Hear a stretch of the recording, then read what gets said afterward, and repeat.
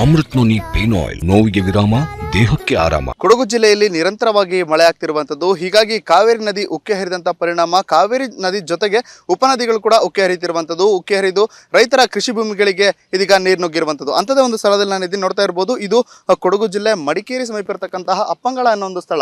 ಈ ಭಾಗದಲ್ಲಿ ಏನು ಕಾವೇರಿ ನದಿ ಉಪನದಿ ಉಕ್ಕೆ ಹರಿದಂತ ಪರಿಣಾಮ ಭತ್ತದ ಗದ್ದೆ ಜೊತೆಗೆ ಅಡಿಕೆ ತೋಟ ಸಂಪೂರ್ಣವಾಗಿ ಜಲಾವೃತವಾಗಿರುವಂಥದ್ದು. ಕಳೆದ 3-4 ದಿನಗಳಿಂದ ಜಿಲ್ಲೆಯಲ್ಲಿ ನಿರಂತರವಾಗಿ ಮಳೆ ಆಗ್ತಿರುವಂಥದ್ದು. ಹೀಗಾಗಿ ನಿರಂತರವಾಗಿ ಮಳೆ ಆಗ್ತಿರುವ ಹಿನ್ನೆಲೆಯಲ್ಲಿ ಇದೆಲ್ಲ ನದಿಗಳು ಕೂಡ ಉಕ್ಕಿ ಹರಿದು ಏನು ತಗ್ಗು ಪ್ರದೇಶಗಳಿದೆ, ಅದಕ್ಕೆ ಇದೀಗ ನೀರು ನುಗ್ಗಿರುವಂಥದ್ದು. ಕೊಡಗು ಜಿಲ್ಲೆಯಲ್ಲಿ ಭತ್ತದ ಕೃಷಿ ಮಾಡುವಂತಹ ಸನ್ನಿವೇಶವೇ ಕಡಿಮೆ. ಅಂದರೆ ಸಾಕಷ್ಟು ಈ ಥರ ಅಪಾಯ ಎದುರಾಗೋದ್ರಿಂದ ಸಾಕಷ್ಟು ಜನ ಈ ಒಂದು ಕೃಷಿ ಭೂಮಿಯನ್ನೇ ಬಿಟ್ಟು ಹೋಗುವಂಥ ಸ್ಥಿತಿ ಬಂದು ತಲುಪಿದೆ. ಅದರ ನಡುವೆ ಕೆಲವೊಂದಷ್ಟು ಭಾಗದಲ್ಲಿ ಮಾತ್ರ ಕೃಷಿಯನ್ನು ನಂಬಿಕೊಂಡು ಜೀವನೋತ್ಸವವನ್ನು ಸಾಗಿಸ್ತಾ ಇದ್ದಾರೆ. ಈ ರೀತಿಯಾಗಿ ಮಳೆಯಿಂದ ಅವಾಂತರವಾಗಿ ಸಾಕಷ್ಟು ಬೆಳೆಗಳು ಕೂಡ ನಷ್ಟವಾಗ್ತಿರ್ತಕ್ಕಂಥದ್ದು. ಬರೀ ಮಡಿಕೇರಿ ಮಾತ್ರವಲ್ಲ, ಜಿಲ್ಲೆಯಾದ್ಯಂತ ಸಾಕಷ್ಟು ಕಡೆಗಳಲ್ಲೂ ಕೂಡ ಇದೇ ರೀತಿ ಮಳೆ ಮುಂದುವರೆದು ತಗ್ಗು ಪ್ರದೇಶಗಳು ನೀರು ನುಗ್ಗಿರುವಂಥದ್ದು. ಸದ್ಯ ಇದೀಗ ಅಡಿಕೆ ತೋಟಕ್ಕೆ ನೀರು ನುಗ್ಗಿ ಅಡಿಕೆ ತೋಟದ ಕೆಳಭಾಗದಲ್ಲಿ ಅಂದರೆ ಸಾಕಷ್ಟು ಭತ್ತದ ಕೃಷಿಯ ಜೊತೆಗೆ ಕಾಫಿ ಗಿಡಗಳು ಕೂಡ ಇರುವಂಥದ್ದು. ಅಂದರೆ ನೀರು ಸಂಪೂರ್ಣವಾಗಿ ಇದೇ ರೀತಿ ನಿಂತು ಹೋದಲ್ಲಿ ಒಂದೇ ಸ್ಥಳದಲ್ಲಿ ನಿಂತ ಸಂದರ್ಭದಲ್ಲಿ ಕಾಫಿ ಗಿಡ ಈಗಷ್ಟೇ ಹಾಕಿದಂಥ ಕಾಫಿ ಗಿಡಗಳು ಕೂಡ ಕೊಳೆಯುವಂಥ ಸ್ಥಿತಿಯನ್ನು ತಲುಪಿರುವಂಥದ್ದು. ಅಂದರೆ ಜಿಲ್ಲೆಯಲ್ಲಿ ನಿರಂತರವಾಗಿ ಮಳೆ ಆಗ್ತಿರುವಂಥ ಹಿನ್ನೆಲೆಯಲ್ಲಿ ಈ ರೀತಿಯ ಒಂದು ಅವಾಂತರಗಳು ಸೃಷ್ಟಿಯಾಗ್ತಿರುವಂಥದ್ದು. ಒಂದು ವೇಳೆ ಮತ್ತಷ್ಟು ಇದೇ ರೀತಿ ಮಳೆ ಮುಂದುವರೆದಲ್ಲಿ ಮತ್ತಷ್ಟು ಕೃಷಿ ಭೂಮಿಗಳಾಗಿರ್ಬೋದು, ತಗ್ಗು ಪ್ರದೇಶದಲ್ಲಿ ರೈತರ ಬೆಳೆಗಳು ಕೂಡ ಹಾನಿಯಾಗುವ ಸಾಧ್ಯತೆಗಳು ಕೂಡ ಇರುವಂಥದ್ದು. ವಿಡಿಯೋ ಜರ್ನಲಿಸ್ಟ್ ಮನೋಜ್ ಜೊತೆ ಲೋಹಿತಮಾರ್, ವಿಸ್ತಾರ ನ್ಯೂಸ್, ಕೊಡಗು.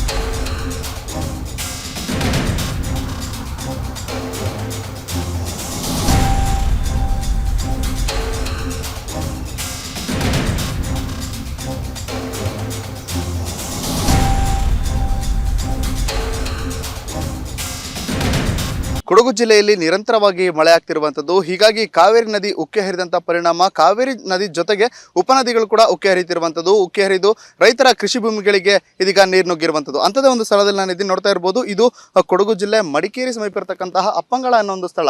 ಈ ಭಾಗದಲ್ಲಿ ಏನು ಕಾವೇರಿ ನದಿ ಉಪನದಿ ಉಕ್ಕೆ ಹರಿದಂಥ ಪರಿಣಾಮ ಭತ್ತದ ಗದ್ದೆ ಜೊತೆಗೆ ಅಡಿಕೆ ತೋಟ ಸಂಪೂರ್ಣವಾಗಿ ಜಲಾವೃತವಾಗಿರುವಂಥದ್ದು.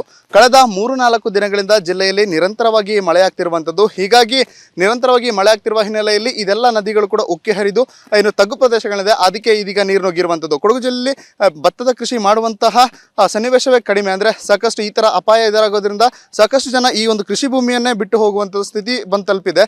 ಅದರ ನಡುವೆ ಕೆಲವೊಂದಷ್ಟು ಭಾಗದಲ್ಲಿ ಮಾತ್ರ ಕೃಷಿಯನ್ನು ನಂಬಿಕೊಂಡು ಜೀವನೋತ್ಸವವನ್ನು ಸಾಗಿಸ್ತಾ ಇದ್ದಾರೆ. ಈ ರೀತಿಯಾಗಿ ಮಳೆಯಿಂದ ಅವಾಂತರವಾಗಿ ಸಾಕಷ್ಟು ಬೆಳೆಗಳು ಕೂಡ ನಷ್ಟವಾಗ್ತಿರ್ತಕ್ಕಂಥದ್ದು. ಬರೀ ಮಡಿಕೇರಿ ಮಾತ್ರವಲ್ಲ, ಜಿಲ್ಲೆಯಾದ್ಯಂತ ಸಾಕಷ್ಟು ಕಡೆಗಳಲ್ಲೂ ಕೂಡ ಇದೇ ರೀತಿ ಮಳೆ ಮುಂದುವರೆದು ತಗ್ಗು ಪ್ರದೇಶಗಳು ನೀರು ನುಗ್ಗಿರುವಂಥದ್ದು. ಸದ್ಯ ಇದೀಗ ಅಡಿಕೆ ತೋಟಕ್ಕೆ ನೀರು ನುಗ್ಗಿ ಅಡಿಕೆ ತೋಟದ ಕೆಳಭಾಗದಲ್ಲಿ ಅಂದರೆ ಸಾಕಷ್ಟು ಭತ್ತದ ಕೃಷಿಯ ಜೊತೆಗೆ ಕಾಫಿ ಗಿಡಗಳು ಕೂಡ ಇರುವಂಥದ್ದು. ಅಂದರೆ ನೀರು ಸಂಪೂರ್ಣವಾಗಿ ಇದೇ ರೀತಿ ನಿಂತು ಹೋದಲ್ಲಿ ಒಂದೇ ಸ್ಥಳದಲ್ಲಿ ನಿಂತ ಸಂದರ್ಭದಲ್ಲಿ ಕಾಫಿ ಗಿಡ ಈಗಷ್ಟೇ ಹಾಕಿದಂಥ ಕಾಫಿ ಗಿಡಗಳು ಕೂಡ ಕೊಳೆಯುವಂಥ ಸ್ಥಿತಿಯನ್ನು ತಲುಪಿರುವಂಥದ್ದು. ಅಂದರೆ ಜಿಲ್ಲೆಯಲ್ಲಿ ನಿರಂತರವಾಗಿ ಮಳೆ ಆಗ್ತಿರುವಂಥ ಹಿನ್ನೆಲೆಯಲ್ಲಿ ಈ ರೀತಿಯ ಒಂದು ಅವಾಂತರಗಳು ಸೃಷ್ಟಿಯಾಗ್ತಿರುವಂಥದ್ದು. ಒಂದು ವೇಳೆ ಮತ್ತಷ್ಟು ಇದೇ ರೀತಿ ಮಳೆ ಮುಂದುವರೆದಲ್ಲಿ ಮತ್ತಷ್ಟು ಕೃಷಿ ಭೂಮಿಗಳಾಗಿರ್ಬೋದು, ತಗ್ಗು ಪ್ರದೇಶದಲ್ಲಿ ರೈತರ ಬೆಳೆಗಳು ಕೂಡ ಹಾನಿಯಾಗುವ ಸಾಧ್ಯತೆಗಳು ಕೂಡ ಇರುವಂಥದ್ದು. ವಿಡಿಯೋ ಜರ್ನಲಿಸ್ಟ್ ಮನೋಜ್ ಜೊತೆ ಲೋಹಿತಮಾರ್, ವಿಸ್ತಾರ ನ್ಯೂಸ್, ಕೊಡಗು. ನಾವು ಸಲಹಿದ ಕೈಗಳು ನಮ್ಮ ನೋವಿಗೆ ಸ್ಪಂದಿಸಿದಾಗ ಆಗುವ ಸಂತೋಷ. ಅಮೃತ್ ನೋನಿ ಪೇನ್ ಆಯಿಲ್, ನೋವಿಗೆ ವಿರಾಮ, ದೇಹಕ್ಕೆ ಆರಾಮ.